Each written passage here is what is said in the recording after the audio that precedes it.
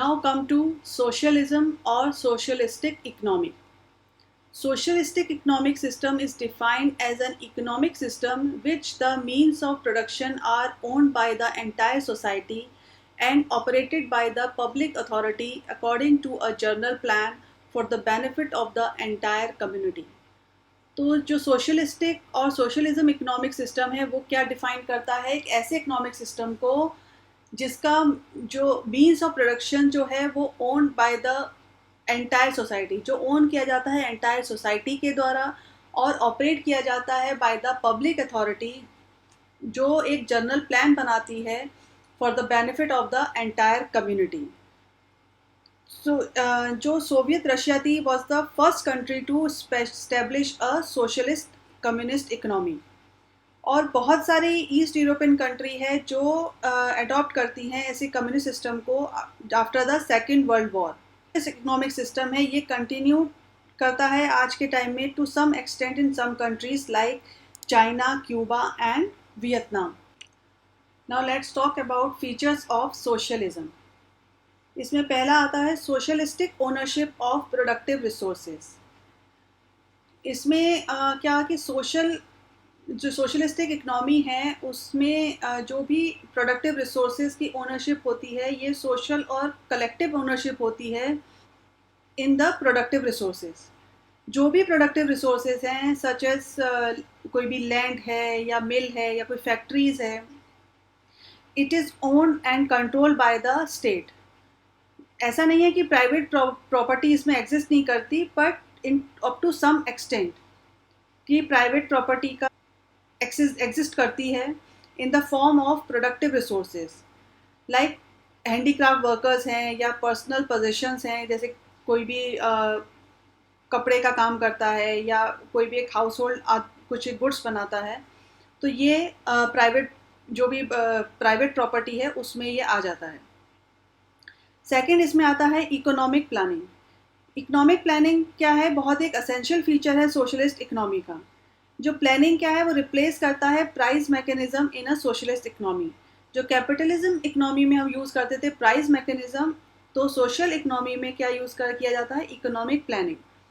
ये एक central planning authority है जो एलोकेट करती है सारे प्रोडक्टिव रिसोर्सेज को एक डेफिनेट प्लान बना के कि उनका जो भी सोशल और इकोनॉमिक गोल्स हैं वो इसके थ्रू सेट हो सके.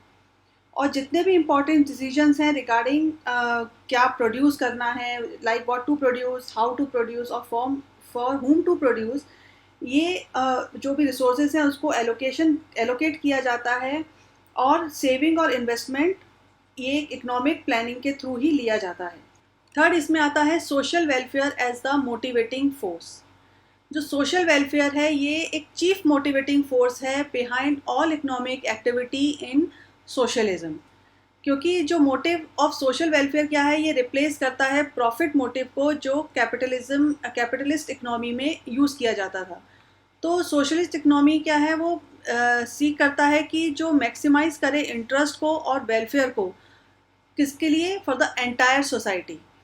तो सोशलिस्ट इकोनॉमी में इंडिविजुअल जो इंटरेस्ट है वो सबॉर्डिनेट करता है to the higher interest of the entire community. Fourth आता है इसमें इकोनॉमिक इक्वलिटीज़.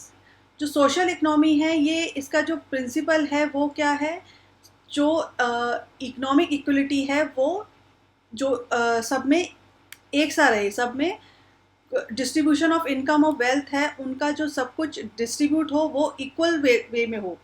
तो ये इसका जो एम है वो क्या करता है, प्रोवाइड करता है इक्वल अपॉर्चुनिटी टू ऑल. और इसका मतलब ये नहीं है कि सोशलिस्ट सोसाइटी जो है वो एब्सोल्यूट इक्वलिटी को ले आती है, बट एब्सोल्यूट इक्वलिटी ना तो फिजिबल है और ना ही डिज़ायरेबल है, क्योंकि अब इसको कोई चाहता नहीं है. बट हाँ, जो सोशलिस्ट सोसाइटी है ये जो रिकग्नाइज करती है कि सम जो इनकम डिफरेंसेस है वो भी असेंशियल है इन view of difference in skill, talent and efficiency. मतलब जिसका जो स्किल है उसके अकॉर्डिंग उसको उतना ही पेमेंट मिले, उतना ही वो अर्न करे.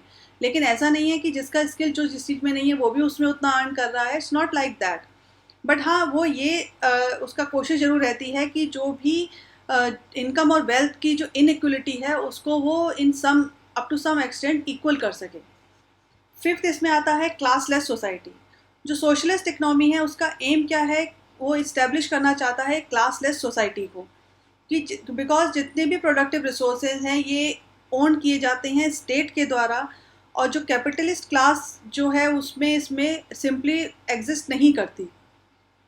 तो इसमें क्या है, सारे लोग अर्न करेंगे by working for the state. जब आप स्टेट के लिए जो लोग सर्व कर रहे हैं, जो वर्क कर रहे हैं, वो सब इसमें अर्न करेंगे, और जो भी अपना जो उनका इनकम है वो उनको मिलेगी इन the form of labour income. तो इसमें क्या है कि इसमें अनअर्न्ड इनकम का कोई भी स्कोप नहीं है, इसलिए इसमें क्लास डिस्टिंक्शन क्या है कि सोशलिस्ट इकनॉमी में एग्जिस्ट नहीं करती। It means there is no scope of economic exploitation in a socialist economy. Sixth आता है इसमें एलिमिनेशन ऑफ कंपटीशन। जो सोशलिस्ट इकनॉमी है उसमें वो क्या करती है, जो कंपटीशन है उसको एलिमिनेट करती है ऑफ ऑल टाइप्स, क्योंकि जो गवर्नमेंट है क्योंकि इसमें क्या है कि गवर्नमेंट के पास मोनोपोली है production of all types of goods. So इसमें कोई कंपटीशन और राइवलरी का स्कोप ही नहीं रहता। और बिकॉज क्या है कि जो सोशलिस्ट इकोनॉमिक सिस्टम है उसमें कंपटीशन को एलिमिनेट किया जाता है, और कोऑपरेशन और गुडविल जो है उसकी स्पिरिट को इंक्रीज किया जाता है। Now text talk about merits and demerits of socialism. तो सबसे पहले बात करते हैं मेरिट्स की। फर्स्ट इसमें आता है बेटर एलोकेशन ऑफ रिसोर्सेज। तो सोशलिस्ट इकनॉमी क्या करता है कि लीड करता है बेटर और efficient allocation of resources for the number of reasons. मतलब इसमें क्या है कि प्रोडक्शन जो है वो किया जाता है, उसका ऑब्जेक्ट क्या होता है, मैक्सिमाइजेशन ऑफ सोशल वेलफेयर। दूसरा, सोशलिस्ट इकनॉमी में जो भी रिसोर्सेज हैं उसको जो एलोकेट किया जाता है, ये एलोकेशन जो बनाया जाता है by the planning authority to promote social welfare. और इसमें क्या है कि luxuries are not produce at the cost of the basic necessities of life. इसमें ऐसा नहीं है कि लग्जरी को ही बनाया जाएगा और बेसिक नेसेसिटीज़ को अवॉइड कर दिया जाएगा। और जो तीसरा है वो क्या है, social economy is able to eliminate जितने भी वेरियस टाइप के वेस्टेज ऑफ रिसोर्सेज हैं, लाइक जितने भी एडवर्टाइजमेंट एक्सपेंडिचर हो रहा है, इन सबको वो हटा देता है या मिनिमाइज कर देता है। सेकंड आता है इसमें फुलर यूटिलाइजेशन ऑफ रिसोर्सेज। जो सोशलिस्ट इकनॉमी ये इंश्योर करता है कि जितने भी रिसोर्सेज अवेलेबल हैं मार्केट में उनका फुली यूटिलाइजेशन हो सके। जो प्लानिंग अथॉरिटी है वो किसी भी टाइप के रिसोर्सेज के साथ को ऐसा नहीं करती कि उसको वो अनयूटिलाइज रह जाएं। ये दिमाग में रखते हुए कि उससे सोसाइटी का भला होगा, वेलफेयर ऑफ द सोसाइटी होगा, तो वो जितने भी रिसोर्सेज मार्केट में हैं उनको वो फुल यूज़ करना चाहता है, जिससे क्या होगा कि अनएम्प्लॉयमेंट जो है वो एलिमिनेट हो जाता है अंडर सोशलिज्म। तीसरा इसमें आता है एलिमिनेशन ऑफ इकोनॉमिक इनस्टेबिलिटी। जो सोशलिस्ट इकनॉमी है इज एबल टू क्या है, वो avoid economic instability in the economy, क्योंकि जितने भी इकोनॉमिक डिसीजंस हैं ये लिए जाते हैं सेंट्रल प्लानिंग अथॉरिटी के द्वारा आफ्टर अंडरटेकिंग जितना भी एक कॉम्प्रिहेंसिव सर्वे किया जाता है कि कितना नीड एंड रिसोर्सेज चाहिए एक इकनॉमी में। तो इससे क्या है कि देयर इज जो पॉसिबिलिटी है ओवर प्रोडक्शन और अंडर प्रोडक्शन की, वो क्या है, वो बिल्कुल ख़त्म हो जाती है या कम हो जाती है। और उससे ऊपर क्या है कि प्राइसेस जो हैं गुड्स और सर्विसेज के, ये रेगुलेट किए जाते हैं स्टेट के द्वारा। तो इसमें there is no possibility of inflation और डिफ्लेशन।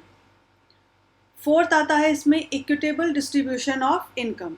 जो सोशलिस्ट इकनॉमी है ये क्या करती है, ये एक इक्विट डिस्ट्रीब्यूशन ऑफ इनकम को लाती है। इसका एम क्या होता है, एक ऐसे इस्टेब्लिश करना एक ऐसी सोसाइटी का जिसमें जो भी अपॉर्चुनिटीज़ हैं वो इक्वल प्रोवाइड हो irrespective of caste, colour and creed.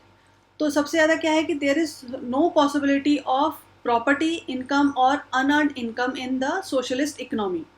जितनी भी इनकम अर्न की जाती है, ये मतलब यू कैन से दैट कि all income is earn income. ऐसा नहीं है कि आपको एक गिफ्ट दिया जा रहा है या एक इनहेरिटेंस के थ्रू आपको मिलता चला जा रहा है। तो इनकम इनइक्वलिटी क्या है कि ये अराइज होती लार्जली जब प्रॉपर्टी इनकम ज़्यादा रहता है मार्केट में। तो सोशलिस्ट इकोनॉमी में क्या है कि सोशलिस्ट इकोनॉमी में प्रॉपर्टी इनकम एग्जिस्ट ही नहीं करती। फिफ्थ आता है इसमें एलिमिनेशन ऑफ क्लास स्ट्रगल। जो सोशलिस्ट सोसाइटी है ये एक क्लासलेस सोसाइटी है। इसमें किसी भी क्लास स्ट्रगल का कोई स्कोप ही नहीं है। तो देयर इज़ नो पॉसिबिलिटी, जो एक एम्प्लॉयर्स या एम्प्लॉई के बीच में जो कॉन्फ्लिक्ट होता है उसकी कोई पॉसिबिलिटी सोशलिस्ट इकोनॉमी में नहीं रहती है। इन जो सोशलिस्ट सोसाइटी है, स्टेट, ये क्या है कि जो भी एक एम्प्लॉयर है वो गाइडेड होता है उसका मेन मोटिव क्या है, सोशल वेलफेयर। तो और जो भी स्टेट है उसके पास कोई रीज़न नहीं होता कि वो वर्कर को एक्सप्लॉइट कर सके। बजाय इसके स्टेट जो है वो बहुत ज़्यादा बेनिफिट देता है वर्कर को, एक सोशल वेलफेयर अपने दिमाग में रखकर। सिक्स इसमें आता है provision of social security. Social society जो है उसमें जो स्टेट अंडरटेक्स करता है वो वेरियस सोशल सिक्योरिटी मेजर को ध्यान में रखकर अपना जो उसका ऑब्जेक्टिव होता है कि वो बेसिक फैसिलिटी प्रोवाइड करवा सके। तो जो भी स्टेट प्रोवाइड करवाता है कि वो बेसिक फैसिलिटी लाइक हाउसिंग है, एजुकेशन है, ओल्ड एज पेंशन है, वो उसके दिमाग में होता है कि मुझे ये ज़्यादा से ज़्यादा सोसाइटी में ये बेसिक फैसिलिटी जो है वो सर्व करना है, वो सोसाइटी को देना है। तो क्या है कि उसके लिए जो प्रोविज़न उसका मेन हो जाता है वो है सोशल सिक्योरिटी। सेवेंथ इसमें आता है इंक्रीज इन प्रोडक्टिव एफिशिएंसी। ये एक ग्रेट वर्च्यू है सोशल इकोनॉमिक सिस्टम का कि इंश्योर करता है कि हायर प्रोडक्टिव एफिशिएंसी क्रिएट हो। इसका बहुत सारे रीज़न हैं कि एक इक्वल अपॉर्चुनिटीज सबके लिए लाना चाहता है, सबको जॉब मिले, सबको सोशल सिक्योरिटी मिले, तो किसी का कोई एक्सप्लॉयटेशन ना हो। तो ये फैक्टर जो उसके मोटिव होते हैं वो क्या करता है कि वर्कर्स को जो है वो वर्क अपने अपने काम में 100% देने की कोशिश करता है। वर्कर भी वो और ज़्यादा वर्क करता है, तो उससे क्या होता है कि जो रिसोर्सेज हैं उसका वेस्टेज नहीं होता और जो रिसोर्सेज हैं वो एक ऑप्टिमल वे में एलोकेट होते हैं, और एक जो कोई भी प्रोडक्शन कैपेसिटी है वो एक अनयूटिलाइज्ड नहीं रह जाती। और इससे उस कंट्री की जो भी सोशलिस्ट इकनॉमी को जो कंट्री अडॉप्ट करते हैं उनके प्रोडक्टिव एफिशिएंसी बहुत ज़्यादा बढ़ जाती है। इसमें एट आता है रैपिड इकोनॉमिक ग्रोथ। जो सोशलिस्ट इकनॉमी क्या करती है वो इंश्योर करती है रैपिड इकोनॉमिक ग्रोथ को, क्योंकि ये एक प्लान्ड इकनॉमी है और ये इंश्योर करती है ज़्यादा इफेक्टिव और एफिशिएंट यूटिलाइजेशन जितने भी रिसोर्सेज उसके पास अवेलेबल हैं। ये इससे जो भी हाई इकोनॉमिक एफिशिएंसी है वो बहुत ज़्यादा हो जाती है। तो सेंट्रल प्लानिंग जो अथॉरिटी है ये एबल होती है इंक्रीज़ करने में द रेट ऑफ सेविंग और इन्वेस्टमेंट, बिकॉज इट हैज़ जो इसका कंट्रोल है वो कंजम्पशन और सेविंग पे कंट्रोल रहता है। तो इससे क्या है कि जो आपका सेविंग और इन्वेस्टमेंट की जो रेट है वो बहुत इंक्रीज़ हो जाती है। तो जो स्टेट है वो इस पोजीशन में रहता है कि वो जो जितने भी उसके फंड्स है, लार्ज फंड हैं, वो टेक्नोलॉजिकल रिसर्च और इम्प्रूवमेंट ऑफ टेक्नोलॉजी में लगा सकें। लास्ट है इसमें production of more useful goods. Socialist society क्या उसका जो मोटिव है वो लग्जरी प्रोड्यूस करना नहीं है eight the cost of necessities of life. जो उसका सब ज़्यादा एम्फेसिस है वो है कि जो बेसिक नेसेसिटीज़ हैं और कमोडिटीज़ हैं एक मास कंजम्पशन के लिए, सच जैसे फूड है, कपड़ा है, तो वो ज़्यादा से ज़्यादा प्रोडक्शन किया जाए। और जो सोशल गुड्स हैं like drinking water, roadways, defence services, उनका बहुत से ज़्यादा प्रोडक्शन किया जाए। तो इस टाइप के गुड्स क्या है कि ज़्यादा कंज्यूम किए जाते हैं by the large number of people. Now let's talk about demerits of socialist economy. So पहला इसमें है difficulties involved in the rational allocation of resources. ये एक बहुत important shortcoming है socialist economy का कि ये बहुत मतलब difficult है achieve करना कि rational allocation of resources हो रहा है कि नहीं हो रहा। इसका reason ये है कि there is कोई proper basis नहीं है cost calculation का, और बिकॉज देयर आर यहाँ एक फ्री और कॉम्पिटिटिव मार्केट नहीं है फॉर फैक्टर ऑफ प्रोडक्शन, तो प्राइस ऑफ फैक्टर प्रोडक्शन हम डिटरमाइन नहीं कर सकते। तो इसके एब्सेंस में क्या होता है कि price of the productive resources और the cost of production of commodities calculate नहीं हो पाती। तो इट इज़ डिफ़िकल्ट कि जो रैशनल एलोकेशन ऑफ रिसोर्सेज है उसका सोशलिस्ट इकनॉमी में यूज़ करना थोड़ा डिफ़िकल्ट हो जाता है। सेकंड इसमें आता है लॉस ऑफ एफिशिएंसी। जो सोशलिस्ट इकनॉमी है ये लीड नहीं कर पाती attainment of maximum efficiency for many reasons. पहला है कि it's a lack of appropriate incentive system.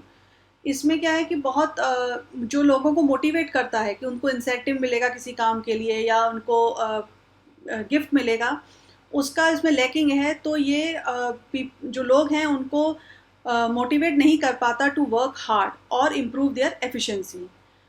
और दूसरा इसमें क्या है कि देयर इज़ जो कोई इंसेंटिव नहीं है। अगर आपने कोई न्यू मेथड ऑफ प्रोडक्शन का इनोवेट किया है उसके लिए भी कोई इंसेंटिव इसमें नहीं दिया जाता। दूसरा, जो भी इंडस्ट्रीज़ हैं और अदर इकोनॉमिक एक्टिविटीज़ हैं ये मैनेज किए जाते हैं थ्रू ब्यूरोक्रेट्स। और ये जो ब्यूरोक्रेट्स होते हैं ये उतने एफिशिएंट नहीं होते जितने प्राइवेट एंटरप्रेन्योर्स होते हैं। तो क्या होता है कि वो उनका ब्यूरोक्रेसी जो है वो लीड करती है delay in decision making, nepotism और करप्शन के तरफ। थर्ड आता है लॉज ऑफ इंसेंटिव्स। एक जो भी सबसे बड़ा इसमें जो डिमेरिट दिखती है वो है कि एब्सेंस ऑफ एप्रोप्रिएट इंसेंटिव। जो वर्कर्स हैं वो क्या है, गवर्नमेंट सर्वेंट हैं और उनकी जो जॉब है वो क्या है, वो प्रोटेक्टेड है। अब चाहे वो काम करें या ना करें, अगर एफिशिएंटली काम कर रहे हैं या इनएफिशिएंटली कर रहे हैं, उनकी जो जॉब है वो परमानेंट है, वो प्रोटेक्टेड है। तो और उनको अपने काम के लिए कुछ इंसेंटिव भी नहीं मिलता। अगर वो कुछ ज़्यादा हार्ड वर्क करते हैं या ओवर टाइम करते हैं उसके लिए उनको इंसेंटिव भी नहीं मिलता।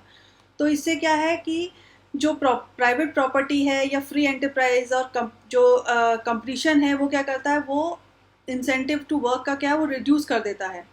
और ब्यूरोक्रेट्स क्या है, वो इनिशिएटिव और ड्राइव हो इसके क्या उनके पास लैकिंग रहती है कि जिससे वो इनिशिएट कर सकें या ड्राइव हो सकें कि उनको किसी चीज़ के लिए अवार्ड मिल रहा है या इंसेंटिव मिल रहा है, वो उसका इसमें सबसे ज़्यादा लॉस रहता है। फोर्थ है इसमें लॉस ऑफ कंज्यूमर सोवरेनिटी। ये सबसे बड़ा शॉर्टकमिंग है सोशलिस्ट इकनॉमी का कि ये कंज्यूमर्स को डिनाई करता है। कंज्यूमर जो है इसमें एक किंग की तरह नहीं रह पाता जैसा कैपिटलिस्ट इकनॉमी में रहता है। और जो प्रोडक्शन है ये अब गाइडेड नहीं होता by the preference of the consumers. तो सोशलिस्ट इकनॉमी क्या करती है, वो गुड्स और सर्विसेज का प्रोड्यूस करती है ऑफ अ लिमिटेड वैरायटी। तो जो कंज्यूमर्स है उनकी चॉइस है अमंग वैरायटी ऑफ गुड्स क्या है वो डिनाइड हो जाती है और कंज्यूमर को सिर्फ वही गुड्स मिलते हैं जो सेंट्रल प्लानिंग अथॉरिटी ने डिसाइड किया था प्रोड्यूस करने के लिए। फिफ्थ इसमें आता है लॉस ऑफ फ्रीडम। ये बहुत ही इम्पॉर्टेंट और सीरियस शॉर्टकमिंग है सोशलिस्ट इकनॉमी का कि लॉस ऑफ फ्रीडम। क्योंकि अब प्राइवेट एंटरप्राइजेस नहीं है सोशलिस्ट इकनॉमी में, तो जो ऑक्यूपेशन को चूज़ करने का फ्रीडम है वो एब्सेंट है। कंज्यूमर जो है वो इन्जॉय नहीं कर पाता इन द रियल सेंस। जो उसकी चॉइस है उसको वो इन द रियल सेंस वो इन्जॉय नहीं कर पाता क्योंकि इकोनॉमिक फ्रीडम नहीं है। जो लोग हैं वो they are not able to enjoy civil और पॉलिटिकल फ्रीडम। और उनको ये फ्रीडम भी नहीं है कि वो अपनी स्पीच या एक्सप्रेशन एक दे सकें इन सोशलिस्ट कंट्री। तो और जो पीपल हैं they are not able to express their grievances freely. तो इकनॉमी क्या, सोशलिस्ट इकनॉमी क्या करती है, ये एक लीड करती है एक ऐसी रेजिमेंटेड इकनॉमी को जिसमें कंज्यूमर्स का जो फ्रीडम है उसका लॉस होता है। 6 है concentration of economic and political power. जो सोशलिस्ट इकनॉमी है वो लीड करती है concentration of both economic and political power in the hands of the government. जो गवर्नमेंट है वो एक एब्सोल्यूट अथॉरिटी है कंट्री की और जो प्रोडक्टिव रिसोर्सेज गवर्नमेंट के द्वारा ओन किए जाते हैं, जितने भी प्रोडक्टिव रिसोर्सेज हैं, इकोनॉमिक एक्टिविटीज़ जितनी भी हैं वो कंट्रोल और डायरेक्टेड की जाती हैं गवर्नमेंट के थ्रू। तो ये क्या करता है, ये इंक्रीज़ करता है, तब ये गवर्नमेंट की पावर को इंक्रीज़ करता है ओवर इंडिविजुअल। और जो गवर्नमेंट है उसके पास एक मतलब they don't have any full proof mechanism कि जो लोग हैं उनकी विश क्या है, उनकी वांट्स क्या है। तो ये बहुत ही कॉमन पॉसिबिलिटी है कि कुछ एक पॉलिटिशियन और ब्यूरोक्रेट्स हैं, ये अपने जो पावर है उसको, वो एब्सोल्यूट पावर है उसको वो इंजॉय करने लगते हैं। वो क्या करते हैं, वो एक तरह से डिक्टेटर बन जाते हैं कि जो वो कहेंगे वही होगा, उसी का चलेगा, वही प्रोडक्शन हाउस वही चीज़ प्रोड्यूस करेगा जो वो कह रहे हैं या जो उन्होंने डिसाइड किया है। सेवेंथ है loop holes in the planning process. जो प्लानिंग मैकेनिज्म है वो बहुत अच्छे से एफिशिएंटली वर्क नहीं कर पाता बिकॉज उसमें बहुत सारे लूप होल्स हैं, क्योंकि उनके पास इनएडिक्वेट इंफॉर्मेशन है रिगार्डिंग इकोनॉमिक रिसोर्सेज और प्रेफरेंसेस ऑफ द कंज्यूमर्स, और उनके पास इनएडिक्वेट स्टैटिस्टिकल डाटा हैं जो प्रोडक्शन ऑफ वेरियस गुड्स और सर्विसेज को लेके, कि जिससे वो वे जो उनका एफिशिएंट फंक्शन है प्लानिंग प्रोसेस का वो कर सके। और ये भी बहुत पॉसिबिलिटी होती है कि बहुत सारे जो in the view of political factors बहुत सारी फॉल्टी प्लानिंग भी हो सकती है। तो ये क्या करता है, ये जो एक स्मूथ जो प्लानिंग प्रोसेस है उसको नहीं करने देता और उसमें बहुत सारे डीमेरिट्स हमें दिखाई देने लगते हैं। Now come to mixed economy. जो mixed economy is an economy which combines the element of both the capitalist and the socialist economies. जो मिक्स इकनॉमी है वो एक ऐसी इकनॉमी है जो कॉम्बिनेशन है एलिमेंट ऑफ बोथ कैपिटलिस्ट और सोशलिस्ट इकनॉमी का। इसमें क्या है कि ये एक अटैम्प्ट है टू जो इंक्लूड करता है best feature of both the free enterprise economy और द कंट्रोल्ड सोशलिस्ट इकनॉमी, क्योंकि और ये क्या करता है, ये जो उसके डीमेरिट्स हैं उनको एक्सक्लूड भी कर देता है। तो मिक्स्ड इकनॉमी क्या है, जो करेक्टराइज करती है कि इसके अंदर दोनों का को एग्जिस्टेंस रहता है, लाइक प्राइवेट सेक्टर और पब्लिक सेक्टर। जैसे ऑन द वन हैंड जो प्राइवेट सेक्टर करता है ऑपरेट यूजिंग मार्केट और प्राइस मैकेनिज्म, और जो पब्लिक सेक्टर है वो यूज़ करता है इकोनॉमिक प्लानिंग। तो मिक्स्ड इकनॉमी में बहुत सारे मॉडल्स हैं, डिपेंड अपॉन द नेचर और एक्सटेंट ऑफ गवर्नमेंट इंटरवेंशन। जो मिक्स्ड इकनॉमी है वो बहुत सारी कंट्री उसको यूज़ करती हैं, उन्होंने अडॉप्ट कर रखा है, लाइक यूएसए, यूके। और जो second type of mixed economy है ये जहाँ गवर्नमेंट का इंटरवेंशन जो होता है वो इकोनॉमिक अफेयर्स में not only to regulate the private sector but also कि वो जो प्रोडक्शन एक्टिविटी है उसमें पार्टिसिपेट भी कर सके। Features of mixed economy. जो मिक्स्ड इकनॉमी के फीचर्स हैं उसमें सबसे पहले बात करते हैं को existence of public and private sectors. जो सबसे मेन फीचर है मिक्स्ड इकनॉमी का वो है कि इसमें पब्लिक और प्राइवेट सेक्टर दोनों का एग्जिस्टेंस है। पब्लिक सेक्टर है वो रिप्रेजेंट करता है ऐसे पार्ट ऑफ इकनॉमी को जो ऑपरेट और मैनेज की जाती है बाय द स्टेट और द गवर्नमेंट, और पब्लिक सेक्टर जो है वो डोमिनेट करता है उन दोज फील्ड जिसमें ह्यूज अमाउंट ऑफ इन्वेस्टमेंट चाहिए होता है और जिसका जो इंटरेस्ट है वो इंटरेस्ट एंटायर सोसाइटी का होता है, और जिसमें जो प्रॉफिट है बहुत ही कम होता है।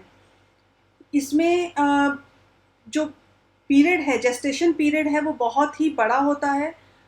तो जो पब्लिक सेक्टर क्या करता है, ये किस किस को ऑपरेट करता है, लाइक रेलवे हो गया, ट्रांसपोर्ट है, कम्युनिकेशन, पोस्ट एंड टेलीग्राफ, या कोई स्टील प्लांट है, या कोई हैवी इंडस्ट्रीज़ है, बैंकिंग और फाइनेंस है।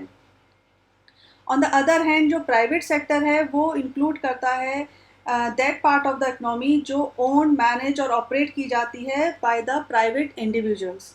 तो प्राइवेट सेक्टर ऑपरेट करता है जो उसका प्राइवेट सेक्टर जो ऑपरेट है उसका जो ऑब्जेक्टिव क्या है, विद दैट ऑब्जेक्टिव कि उसको जो है प्रॉफिट अर्न करना है। ये डोमिनेट करता है agriculture, consumer goods, industries, retail market और बहुत सारे चीज़ों को। तो प्राइवेट सेक्टर बेसिकली क्या है, सप्लीमेंट है पब्लिक सेक्टर का बजाय उससे compete करने के। दूसरा इसका है फीचर को existence of capitalist and socialist features. जो मिक्स्ड इकनॉमी है वो कंबाइन करता है फीचर्स दोनों के, कैपिटलिस्ट और सोशलिस्ट इकनॉमी के। ये एक करेक्टराइज करता है the presence of private property, profit motive, competition, price mechanism or a similar feature of the capitalist economic system. On the other hand, there is the presence of economic planning, government regulation of economic activities और जो economic equality है उसका emphasis with characterize a social economy. Third इसमें है economic planning. ये बहुत ही important feature है मिक्स्ड इकोनॉमी का, क्योंकि इकोनॉमिक प्लानिंग जो है वो बहुत एसेंशियल है किसी भी इकोनॉमिक डेवलपमेंट को प्रमोट करने के लिए, और उसका स्मूथ और सिस्टमेटिक ऑपरेशन चलाने के लिए ये इंश्योर करता है.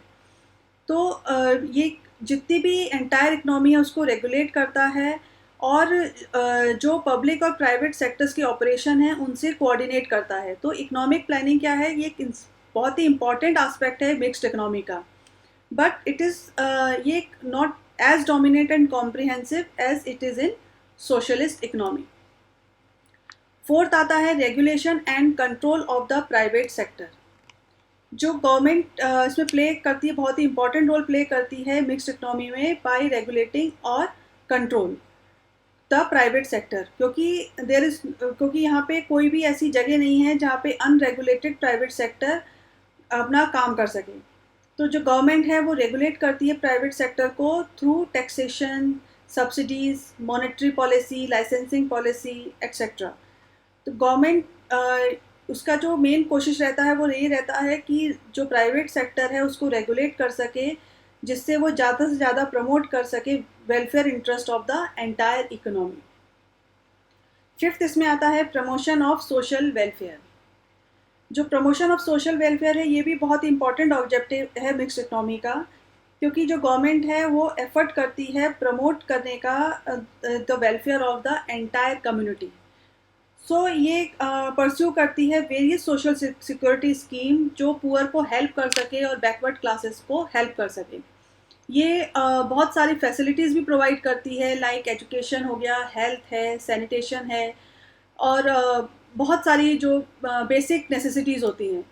जो भी गवर्नमेंट जो प्रोटेक्ट करती है एक ऐसे इंटरेस्ट ऑफ द लेबर कि जिससे थ्रू वेरियस लेबर लॉ है, और जिससे जो लेबर हैं उनको ज़्यादा से ज़्यादा बेनिफिट मिल सके.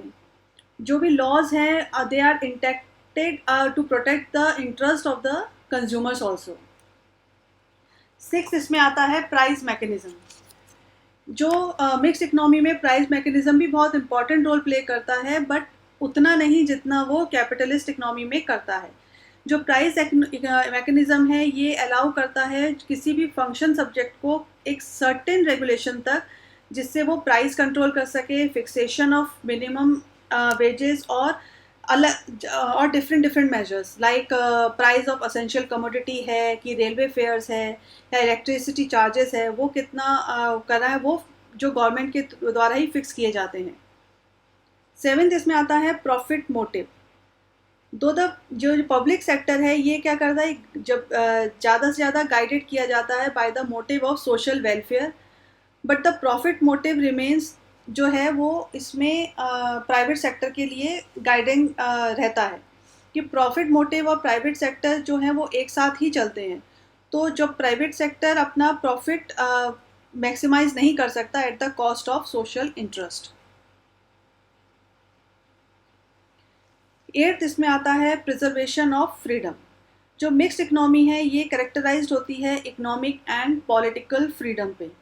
तो ये जितना मतलब अब ज़्यादा से ज़्यादा स्कोप प्रोवाइड करती है प्राइवेट इनिशिएटिव और एंटरप्राइजेस को, जिससे वो उनको फ्रीडम रहता है कि जो चॉइस ऑफ ऑक्यूपेशन है वो कर सकें, और लोग जो हैं they are free to save and invest जैसे वो करना चाहते हैं, और जो कंज्यूमर्स हैं they are free to choose कौन सी गुड्स एंड सर्विसेज वो कंज्यूम करना चाहते हैं. तो मतलब जितना भी इकोनॉमिक फ्रीडम है इट्स नॉट एब्सोल्यूट. ये एक सब्जेक्ट रहता है सर्टेन रेस्ट्रिक्शंस के थ्रू जो इम्पोज किए जाते हैं by the government in the interest of the society. तो इन अ मिक्स्ड इकोनॉमी जो है people enjoy political freedom like impose by the national security. Now let's talk about merits and demerits of mixed economy. तो merits की बात करते हैं पहले. Merits में हम सबसे पहले बात करेंगे प्रॉपर एलोकेशन ऑफ रिसोर्सेज. जो इकोनॉमिक मिक्स्ड इकनॉमी है उसमें क्या है कि इकोनॉमिक प्लानिंग जो है वो इंश्योर करता है कि जितने भी इकोनॉमिक रिसोर्सेज हैं वो इकनॉमी में वो पूरी तरह यूटिलाइज्ड हो अपने बेस्ट पॉसिबल वे में, और जितने भी रिसोर्सेज हैं वो अप्रोप्रिएटली डिवाइड हो पब्लिक और प्राइवेट सेक्टर के बीच में। सेकंड आता है economic stability. Mixed economy ensure करता है इकोनॉमिक स्टेबिलिटी को भी। ये ट्राई करता है अवॉइड करने के ज़्यादा से ज़्यादा अप एंड डाउन किसी भी इकनॉमी में थ्रू प्लानिंग और स्टेट रेगुलेशन, और ये एलिमिनेट करता है ओवर प्रोडक्शन और अंडर प्रोडक्शन को भी। थर्ड इसमें आता है advantages of the market system. जो मिक्स्ड इकनॉमी है इसके पास सारे एडवांटेजेस होते हैं किसी भी मार्केट इकनॉमी के। तो ये जितने भी इंस्टीट्यूशन हैं कैपिटलिस्ट इकनॉमी के उनको रिटेन करता है, like private property, inheritance right, competition, profit motive, price mechanism, और जो भी गवर्नमेंट का प्रेजेंस है इन मिक्स इकनॉमी में ये इंश्योर करता है कि इनका एडवर्स अफेक्ट इंस्टीट्यूशन में नहीं आए और इनका जो कंटिन्यूसली चेकिंग चलता रहे। फोर्थ इसमें आता है रैपिड इकोनॉमिक डेवलपमेंट। ये एक जो डेवलपिंग इकनॉमी के पॉइंट ऑफ व्यू से देखें तो मिक्स्ड इकनॉमी जो पैटर्न है ये सिग्निफिकेंट रहता है बिकॉज ये इंश्योर करता है कि रैपिड इकोनॉमिक डेवलपमेंट होता रहे। मिक्स्ड इकनॉमी यूज़ करता है कंबाइंड रिसोर्सेज और एनर्जी जो प्राइवेट और पब्लिक सेक्टर को प्रमोट कर सके इकोनॉमिक डेवलपमेंट के लिए। तो जो पब्लिक ओनरशिप है प्रोडक्टिव रिसोर्सेज का वो इंश्योर करता है कि इकोनॉमिक डेवलपमेंट है वो अचीव हो विथ सोशल जस्टिस, मतलब सोशल वेलफेयर को नेग्लेक्ट नहीं करे बिना हम इकोनॉमिक डेवलपमेंट को अचीव कर सकें। फिफ्थ इसमें आता है check on concentration of economic power. जो मिक्स्ड इकनॉमी है ये एबल है कीप अ चेक कि जितना भी इकोनॉमिक पावर है उनका कंसंट्रेशन कैसा है और कैसा नहीं है। जैसे अगर वो मोनोपोलिस्टिक कंट्रोल है तो उसको कंट्रोल करते हैं कि इंडस्ट्री में वो मोनोपोली नेचर नहीं आए और जो किसी का भी एक्सप्लॉयटेशन नहीं हो। एट द सेम टाइम वो क्या करते हैं कि इनइक्वलिटी जो इनकम की है उसको भी अपना चेक करते रहते हैं कि because through the use of progressive taxation जो भी टैक्स आ रहा है वो कैसे आ रहा है, ज़्यादा इनइक्वलिटी तो नहीं हो रहा। और वो जो गवर्नमेंट है वो क्या करता है कि इक्वल इकोनॉमिक अपॉर्चुनिटी प्रोवाइड करता है सब लोगों को। है इकोनॉमिक एंड पॉलिटिकल फ्रीडम। जो मिक्स्ड इकनॉमी है वो इंश्योर करता है कि इकोनॉमिक फ्रीडम्स एडिक्वेट रहे, जो कंज्यूमर्स हैं वो फ्री रहें कि अब चूज़ करने के लिए कि कौन सी गुड्स और सर्विसेज वो यूज़ करना चाहते हैं, कौन सा ऑक्यूपेशन वो लोग किस ऑक्यूपेशन में जाना चाहते हैं। But at the same time जो मिक्स्ड इकनॉमी है वो अलाउ करता है जो सिविल और पॉलिटिकल फ्रीडम है वो भी लोगों को वो यूज़ करने के लिए अलाउ करता है। About demerits of mixed economy. तो पहला इसमें हम डिस्कस करते हैं conflict between the private and public sectors. ये बहुत ही सीरियस और इम्पॉर्टेंट शॉर्टकमिंग है मिक्स्ड इकनॉमी का कि ये जो बिटरनेस और नॉन कॉपरेशन आता है वो आ जाता है between the private and public sector. ये ऐसा सिचुएशन आ जाता है जब दोनों एक दूसरे पे मिसट्रस्ट करने लगते हैं, एक दूसरे को कॉपरेट नहीं करते। तो इन सब के चक्कर में क्या होता है कि मिक्स्ड इकनॉमी जो है वो अच्छे से प्रॉपरली फंक्शन नहीं कर पाती।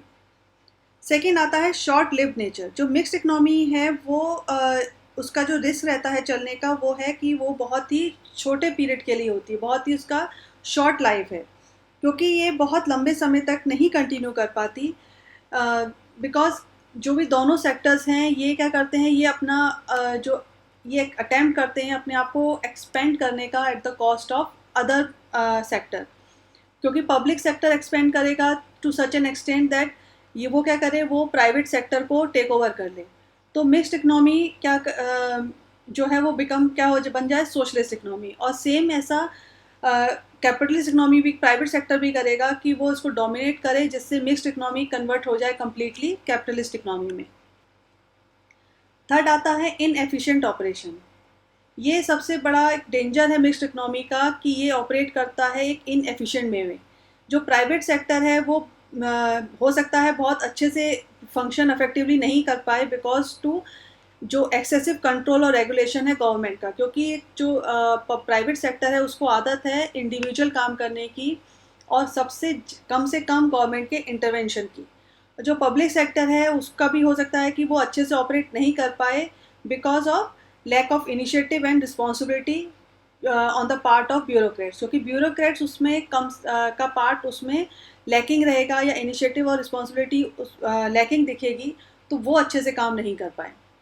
फोर्थ आता है poor performance of the public sector. Mix economy में क्या है कि पब्लिक सेक्टर का जो परफॉर्मेंस है उसका जो रिकॉर्ड है वो हमेशा पुअर ही होता है, क्योंकि पब्लिक सेक्टर सफ़र्स करता है इनएफिशिएंसी और रेड टेपिज्म क्या। तो जो एक्सपीरियंस है इंडियन इकोनॉमी का वो क्या करता है, इस टेस्टिमोनी को बियर करता है इस फैक्ट के कि उसका जो परफॉर्मेंस है वो डे बाय डे कम होता जाता है, डे बाय डे कम होता लैकिंग करता है, डे बाय डे पुअर होता जाता है। फिफ्थ आता है इसमें एक्सेसिव रेगुलेशंस। जो मिक्स्ड इकोनॉमी है ये देती है एक ऐसे सिस्टम को जिसमें एक्सेसिव कंट्रोल और रेगुलेशंस होता है। तो जो गवर्नमेंट है वो क्या करता है, उसको वो चाहता है कि वो सारे प्राइवेट सेक्टर को रेगुलेट करे, उन पे एक्सेसिव कंट्रोल इम्पोज करके, जैसे लाइसेंसिंग सिस्टम कर लिया या मॉनेटरी पॉलिसी लगा दिया या कोई फिजिकल पॉलिसी लगा दिया। तो ये एक्सेसिव कंट्रोल क्या करता है, ये बहुत ही इनकन्वीनियंट हो जाता है और ये इकोनॉमिक इनएफिशिएंसी को प्रमोट करता है। Let's talk about other types of economy. Other types of economy में पहले बात करते हैं सिंपल एंड कॉम्प्लेक्स इकोनॉमीज। जो सिंपल इकोनॉमी है is that economy in which each individual specialises in the production of one commodity only. मतलब इस simple economy में क्या है, बहुत ही एज नेम सजेस्ट और ऐसा डेफिनेशन भी इसको यही बता रही है कि सिंपल इकोनॉमी में क्या है कि एक इंडिविजुअल स्पेशलाइजेशन होता है उसका एक ही प्रोडक्शन के एक ही कमोडिटी के प्रोडक्शन के लिए। इसमें ऐसी इकोनॉमी में क्या है कि जैसे एक आदमी अगर वो कपड़ा बनाता है तो दूसरा गेहूँ उगाता है, तो तीसरा कोई टूल बनाता है, तो इससे क्या है कि एक स्पेशलाइजेशन होता है, ये बेस्ड होता है एक सिंपल डिवीजन के ऊपर। तो जैसे कोई आदमी फार्मर बन गया तो दूसरा वीवर बन गया, कोई आर्टिस्ट बन गया, लाइक अदर सो ऑन। तो ये इससे क्या होता है कि जो स्पेशलाइजेशन का रिजल्ट होता है वो डिफरेंट जो लोग हैं वो प्रोड्यूस कर सकते हैं ज़्यादा, but and then what they require for their own consumption.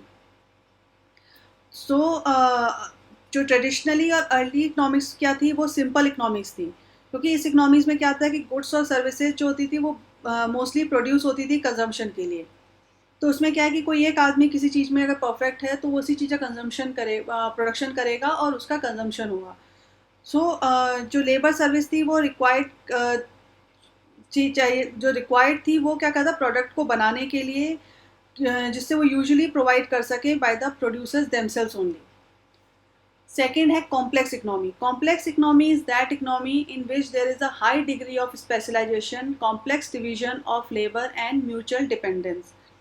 As name suggest, complex economy में क्या है कि इसमें जो स्पेशलाइजेशन चाहिए वो हाई डिग्री का होता है, कॉम्प्लेक्स डिवीजन होता है लेबर का, और म्यूचुअल डिपेंडेंसी रहती है आपस में, कि एक जो लेबर है वो प्रोड्यूस एक कंप्लीट गुड को प्रोड्यूस नहीं कर सकता, उसमें स्पेशलाइजेशन होता है production process of particular product. जैसे अगर इसमें क्या है कि जैसे एक लेबर है वो अगर कहीं जॉब कर रहा है, तो सपोज़ वो किसी कपड़े की मिल में काम कर रहा है और उसका काम है या तो वीव करना या कपड़े को डाई करना।